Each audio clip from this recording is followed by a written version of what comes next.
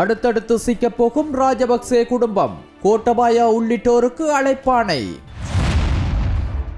இரண்டாவது நாளாக தொடரும் உண்ணாவிரத போராட்டம், மூவரின் உடல்நிலை மோசம், வைத்தியசாலைக்கு செல்ல மறுப்பு. வங்கியில் உள்ள ராஜபக்சர்களுக்கு சொந்தமான பெருந்தொகை பணத்தை முடக்கிய அனுர அரசு. அரச வங்கி முகாமையாளரின் மோசமான செயல், விளக்கமறியலில் வைக்க நீதிமன்றம் விடுத்த உத்தரவு. திருகோணமலை புத்தர் சிலை விவகாரம், 4 பிக்குகள் உள்ளிட்ட 10 பேருக்கு நீதிமன்றத்தின் உத்தரவு. மார்ச் மாதம் ரணிலுக்கு எதிராக வழக்கு தாக்கல், சட்டமா அதிபர் வெளியிட்ட அறிவிப்பு.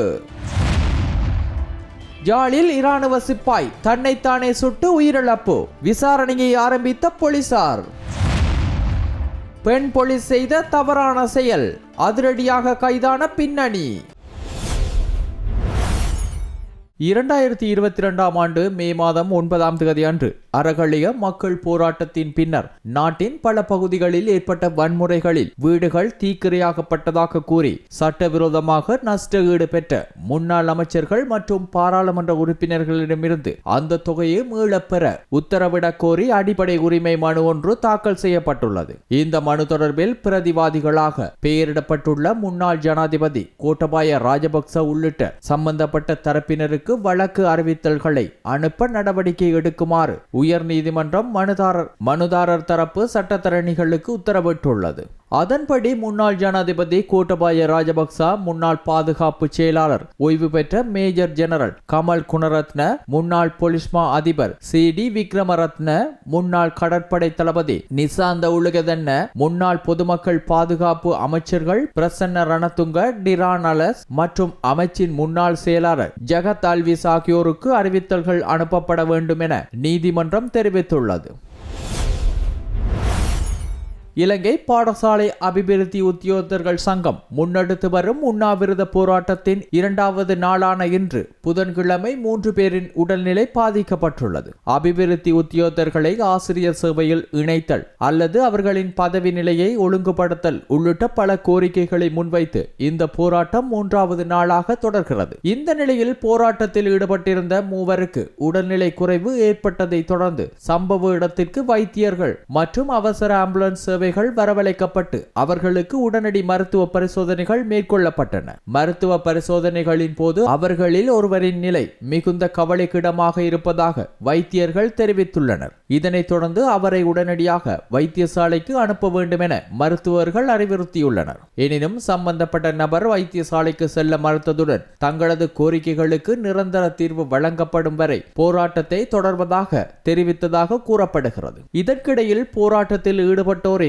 உடல்நிலை தொடர்பில் கூடுதல் கவனம் செலுத்த வேண்டிய அவசியம் உள்ளதாக சமூக செயற்பாட்டாளர்கள் மற்றும் மனித உரிமை ஆர்வலர்கள் வலியுறுத்தி வருகின்றனர். இவ்வாறான சூழ்நிலையில் இந்த உண்ணாவிரத போராட்டம் தொடர்பாக அரசாங்கம் இதுவரை எந்த உத்தியோகபூர்வ அறிவிப்பையும் வெளியிடவில்லை என்பதும் குறிப்பிடத்தக்கது. முன்னாள் ஜனாதிபதி மஹிந்த ராஜபக்சவின் ஆட்சி காலத்தில் அவரது மனைவி சிரந்தி ராஜபக்சவால் நடத்தப்பட்டதாக கூறப்படும் சிறிலிய வங்கி கணக்கை தொடங்குவதற்காக சமர்ப்பிக்க வேண்டிய விண்ணப்ப படிவம் தற்போது காணாமல் போயுள்ளதாக தகவல் வெளியாகியுள்ளன. கணக்கு ஆரம்பிக்கும் போது கட்டாயமாக சமர்ப்பிக்கப்பட வேண்டிய ஆவணம் வங்கியில் இல்லை என பொதுமக்கள் பாதுகாப்பு பிரதி அமைச்சர் சுனில் வட்டகல தெரிவித்துள்ளார். தேவையான ஆவணங்கள் இல்லாத நிலை காரணமாக குறித்த வங்கி கணக்கின் அனைத்து பரிவர்த்தனைகள் தற்காலிகமாக நிறுத்தப்பட்டு கணக்கு முடக்கப்பட்டுள்ளதாகவும் அவர் குறிப்பிட்டார். கணக்கு முடக்கப்பட்ட நேரத்தில் அதில் சுமார் 44 மில்லியன் ரூபாய் இருப்பு தொகை இருந்ததாக தெரிவிக்கப்பட்டுள்ளது. மேலும் இந்த கணக்கு ஆரம்பிக்கப்பட்ட நாளிலிருந்து இதுவரை மொத்தமாக 82.9 மில்லியன் ரூபாய்க்கும் அதிகமான தொகை வைப்பாக சேர்க்கப்பட்டுள்ளதாகவும் பிரதி அமைச்சர் கூறியுள்ளார். இந்த நிதி விவகாரம் தொடர்பாக மேலதிக விசாரணைகள் தொடர்ச்சியாக மேற்கொள்ளப்பட்டு வருவதாகவும் அவர் தெரிவித்துள்ளார். கொழும்பில் அமைந்துள்ள அரச வங்கியொன்றில் போலியான நகைகளை அடகு வைத்து 163 மில்லியன் ரூபாய்க்கும் அதிக தொகையை முறைகேடாக பெற்றதாக குற்றம் சாட்டப்பட்ட அந்த வங்கியின் கிளை முகாமையாளர் கைது செய்யப்பட்டுள்ளார். சந்தேக நபராக அடையாளம் காணப்பட்ட இந்திக்க நிசாந்த என்பவரை எதிர்வரும் மாதம் 9ஆம் தேதி வரை விளக்கமறியலில் வைக்க நீதிமன்றம் உத்தரவிட்டுள்ளது. கடந்த 2 ஆண்டுகளுக்குள் குறைந்தது 26 தடவைகள் இவ்வகை மோசடிகளை திட்டமிட்ட முறையில் மேற்கொண்டுள்ளது உள்ளதாக குற்றப்புலனாய்வு திணைக்களகத்தின் விசாரணைகளில் தெரிய வந்துள்ளது. வங்கி விதிமுறைகளை மீறி போலியான பொருட்களை தங்கமாக காட்டி அடகு வைக்கப்பட்டமை விசாரணைகளில் உறுதியாகியுள்ளது. இதனையடுத்து பொது சொத்துக்களை தவறாக பயன்படுத்தியமை தொடர்பில் சட்டத்தின் கீழ் நடவடிக்கை எடுக்கப்பட்டுள்ளதாக அதிகாரிகள் தெரிவித்துள்ளனர். இந்த மோசடியில் வேறு நபர்களுக்கும் தொடர்பு உள்ளதா என்பதை கண்டறிவதற்காக மேலதிக விசாரணைகள் தொடர்கின்றன.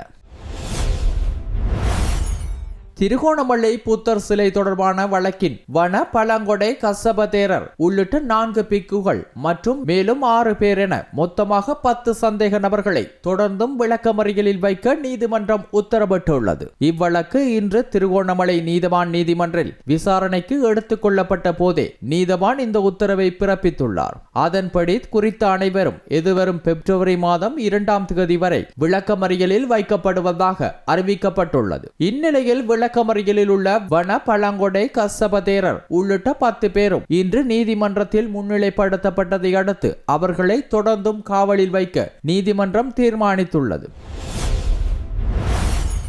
முன்னாள் ஜனாதிபதி ரணில் விக்ரமசிங்க தொடர்பான விசாரணைகளை 1 மாதத்திற்குள் முடித்து எதிர்வரும் மார்ச் மாதத்தில் வழக்கு தாக்கல் செய்ய நடவடிக்கை எடுக்கப்படும் என சட்டமா அதிபர் இன்று கொழும்பு கோட்டை நீதிவான் நீதிமன்றத்தில் தெரிவித்தார். பொது சொத்துக்கள் சட்டத்தின் கீழ் பதிவு செய்யப்பட்ட வழக்குடன் தொடர்பாக முன்னிலையாவதற்காக முன்னாள் ஜனாதிபதி ரணில் விக்ரமசிங்க இன்று கோட்டை நீதிவான் நீதிமன்றத்திற்கு நேரில் வருகை தந்தார். அவர் ஜனாதிபதியாக பதவி வகித்த காலத்தில் தனது மனைவியான பேராசிரியர் மைத்திரி விக்ரமசிங்கவின் பட்டமளிப்பு நிகழ்வில் கலந்து கொள்ள லண்டன் சென்ற போது அரசாங்க நிதியை தவறாக பயன்படுத்தியதாக குற்றச்சாட்டு முன்வைக்கப்பட்டுள்ள நிலையில் அதனை அடிப்படையாக கொண்டு இந்த வழக்கு தாக்கல் செய்யப்பட்டுள்ளதாக தெரிவிக்கப்பட்டுள்ளது.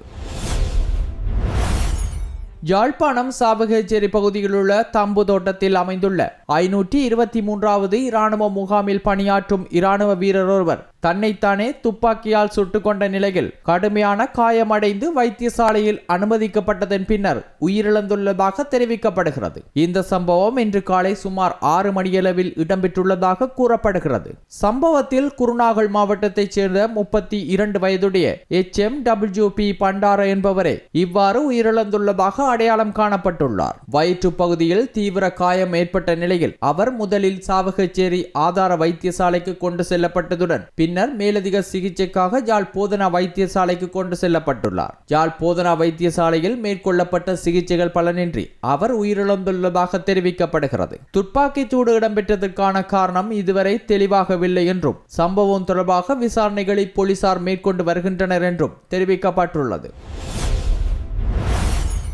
பதுளை போலீஸ் பிரிவின் குற்ற தடுப்பு பிரிவில் பணியாற்றி வந்த பெண் போலீஸ் கான்ஸ்டபிள் ஒருவர் கெரோயின் போதைப் பொருளுடன் கைது செய்யப்பட்டுள்ளதாக போலீசார் தெரிவித்துள்ளனர்.